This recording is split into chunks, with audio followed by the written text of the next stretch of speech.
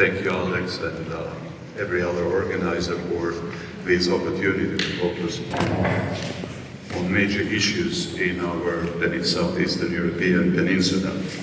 I'm sort of representing here the forgotten sea among the three seas, the Adriatic.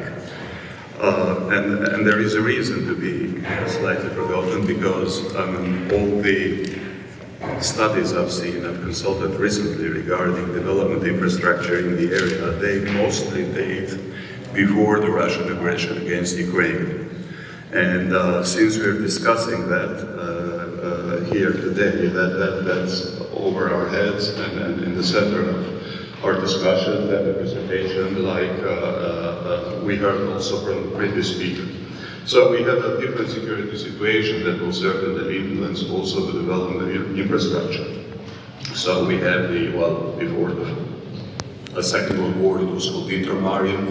Now it was rebaptized as a Three Seas Initiative. Actually, I mean, they had two godfathers, one godmother, the Polish president, Mr. Duda, and then, back then, some 10 years ago, the Croatian president,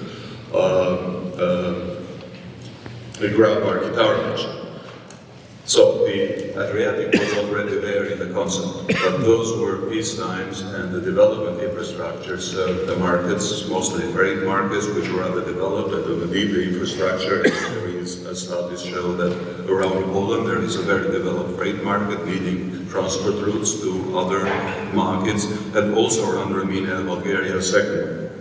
But now we have a different paradigm. We have the two seas, so from the Baltic to the Black Sea, that we can call the eastern flank of NATO or of the European Union, and we have a war raging not far away from that, and I mean, we hope and pray that peace will come back, and Ukraine will have a peace in fair terms and with proper security guarantees that war won't start again as it started a few years ago, but we don't know that yet.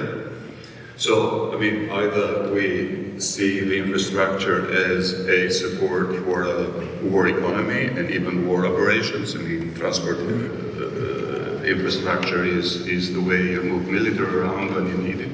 Or in the more peaceful times, I mean, as a general support for economic activity. And in the Adriatic is not front line, it's not far away.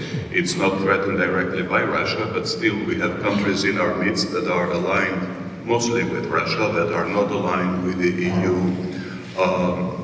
EU sanctions against Russia, and try to play one power against another in the good manner of Tito's Yugoslavia. I mean, be it Russia, the US, the EU, and China. And therefore, I would argue for the economic, I mean, hoping that peace somehow will prevail, and wisdom that this area of 111 million people, it's relatively important also in relations to the rest of the European Union, that is more populous and richer. And